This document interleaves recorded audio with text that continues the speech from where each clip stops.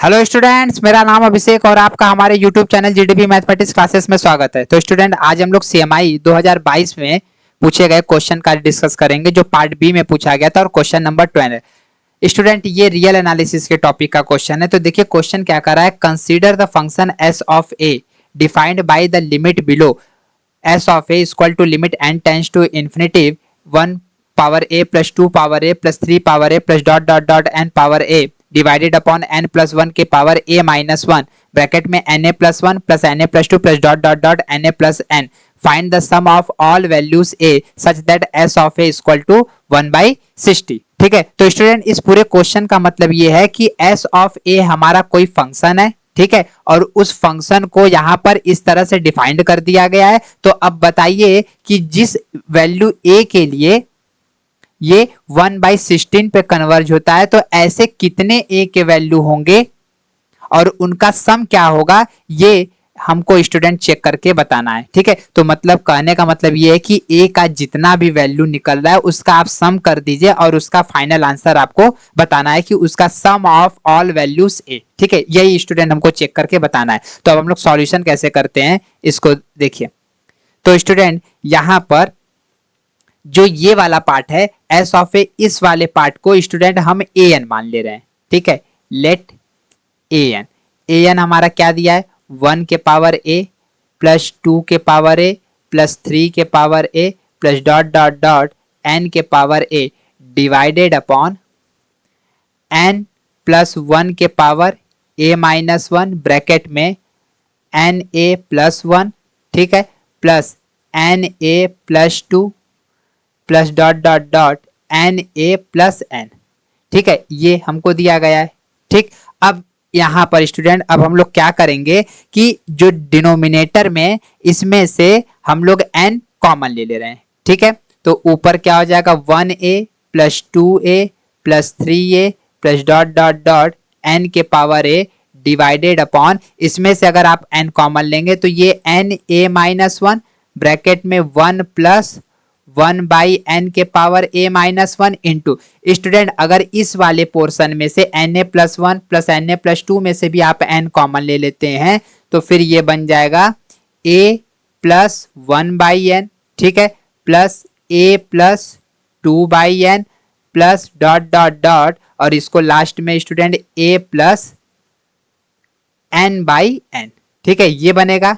ठीक है, अब यहां पर स्टूडेंट अब हम लोग क्या करेंगे, जो ये वाला n है और इस वाले n को अगर सॉल्व करते हैं तो स्टूडेंट ये हमारा बन जाएगा 1 के पावर a 2 के पावर a 3 के power a dot dot dot plus n के पावर a। ठीक है, अब स्टूडेंट इसका दोनों का बेस सेम है, पावर ऐड हो जाएगा तो a माइनस वन में प्लस वन करेंगे तो स्टूडेंट ये a हो जाएगा, तो यहाँ पे n के पावर a हो जाएगा 1 प्लस 1/n के power a minus one bracket में a plus 1/n plus a plus 2/n, ठीक है, plus dot dot dot a plus n/n bracket close. ठीक है, अब स्टूडेंट जो यहाँ पर डिनोमिनेटर में n के पावर a है इसको न्यूमरेटर के साथ हम लोग सेट कर देते हैं। कैसे करते हैं ये देखिए। तो स्टूडेंट यहाँ पे 1 के पावर a प्लस 2 के पावर a प्लस 3 के power a dot dot dot n के power a divided upon n के पावर a। ठीक है, फिर इसको यहां से इक्वल हटा दीजिए, इसको यहां पर लगाएंगे। ठीक है, और यहां पर क्या हो जाएगा 1 प्लस 1/n के power a minus one bracket में a plus 1/n plus a plus 2/n plus dot dot dot a plus n/n। ठीक है, ब्रैकेट क्लोज। अब स्टूडेंट ध्यान से देखिए, जो ऊपर वाला क्या, ये इसको जैसे हमारे पास ये है a plus B plus c divided by 2, तो इसको हम लोग नहीं लिखते हैं a/2 plus b/2 plus c/2, ये लिखते हैं। इसी लॉजिक से ये रफ वर्क है, तो इसी लॉजिक से स्टूडेंट ये जो न्यूमरेटर वाला पोर्शन है क्या इसको हम ऐसे लिख सकते हैं, इसको हम लोग लिख देंगे 1/n के पावर a प्लस 2/n के पावर a प्लस 3/n के power a plus dot dot dot n/n के पावर a। ठीक है, डिवाइडेड अपॉन क्या हो जाएगा 1+1/n के पावर a-1, ठीक है। और इधर स्टूडेंट इधर हो जाएगा a+1/n plus a+2/n plus dot dot dot a+n/n। ये हो गया। अब ध्यान से देखिए ऊपर वाले को स्टूडेंट ये किसका वैल्यू आ रहा है an का, ठीक है। अब ऊपर वाले को स्टूडेंट हम लोग समेशन के फॉर्म में कन्वर्ट कर देंगे, ठीक है। तो अब यहां पर देखिए ये स्टूडेंट क्या हम इसको लिख सकते हैं समेशन r/n, ठीक है।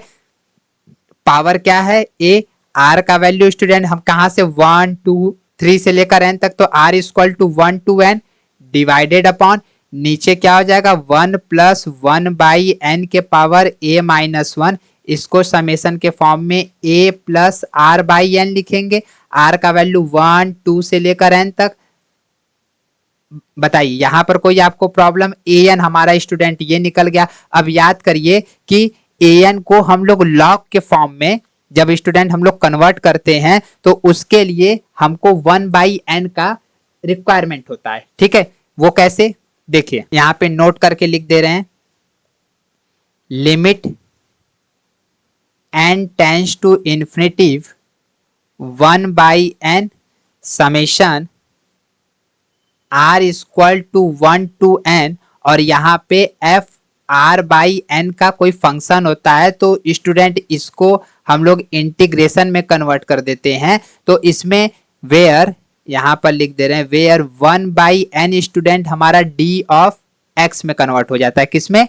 d ऑफ x में कन्वर्ट हो जाता है, ठीक है। और जो r/n है f ऑफ ये हमारा f ऑफ x हो जाता है, ये हमारा d ऑफ x हो जाता है। और स्टूडेंट जो लिमिट रहता है वो यहाँ a से b हमारा हो जाता है, ठीक है। ये हमारा इसी रूल को तो स्टूडेंट इसमें और इसमें हमको 1/n का रिक्वायरमेंट है, ठीक है। तो यहां पर हम ब्रैकेट में इसको ऐसे कर देते हैं, ठीक है। ठीक, तो अब स्टूडेंट इस वाले इसको इक्वेशन 1 मान लेते हैं, ठीक है। Now in equation 1 multiply by 1/n in numerator and denominator। Numerator और डिनोमिनेटर में किससे मल्टीप्लाई कर देते हैं 1/n से, ठीक है। तो स्टूडेंट फिर हमको क्या मिलता है we get an equal to हमारा क्या हो जाता है 1/n समेशन r/n के पावर a, r का value 1 to n divided upon, ठीक है 1+1/n के power a-1 1/n summation a+r/n, ठीक है। r का वैल्यू 1 to n, ठीक है। अब स्टूडेंट अब यहां से ये वाला पोर्शन पूरा ये वाला और ये वाला ये इंटीग्रेशन में कन्वर्ट हो जाएगा। कब? जब हम इस पर लिमिट अप्लाई कर देंगे तब, ठीक है। तो this implies that limit n tends to infinitive an, तो स्टूडेंट यहां पर लिमिट ऐसे अप्लाई होगा limit n tends to infinitive 1/n summation r equal to 1 to n r/n के power a divided upon 1+1/n के power a-1 1/n summation r equal to 1 to n a+r/n, ठीक है। अब यहां पे पहले लिमिट को डिस्ट्रीब्यूट कर देते हैं। तो स्टूडेंट यहां पर क्या हो जाएगा limit n tends to infinitive 1/n summation r equal to 1 to n r/n के पावर a डिवाइडेड अपॉन यहाँ पे देखिए एक फंक्शन ये है एक फंक्शन ये, तो इसमें भी स्टूडेंट हम लोग लिमिट को ब्रेक कर देंगे, ठीक है। तो यहां पर हो जाएगा limit n tends to infinity 1+1/n के power a-1 into limit n tends to infinity 1/n summation r equal to 1 to n a+r/n, ठीक है। अब स्टूडेंट ध्यान से देखिए ये वाला पार्ट और ये वाला पार्ट ये दोनों अभी जो ऊपर हमने यहाँ पर ये नोट करके लिखा था, इस पर ये कन्वर्ट हो जाएगा। ठीक है, तो अब इस पर ये कन्वर्ट हो जाएगा। तो स्टूडेंट r बाई एन को अगर हम लोग x मान ले, ठीक है, तो r बाई एन को अगर x मानेंगे तो यहाँ पर ये limit n tends to infinity जो है ये स्टूडेंट हमारा 0 से 1 में कन्वर्ट हो जाएगा और ये x के power a d of x हो जाएगा। ठीक है, और नीचे वाला इसको इसी तरह आने देते हैं। अच्छा स्टूडेंट देखिए यहाँ पे limit n tends to infinity इसमें वैल्यू पुट कर देंगे तो ये हमारा हो जाएगा 1 प्लस 0 के पावर a माइनस 1।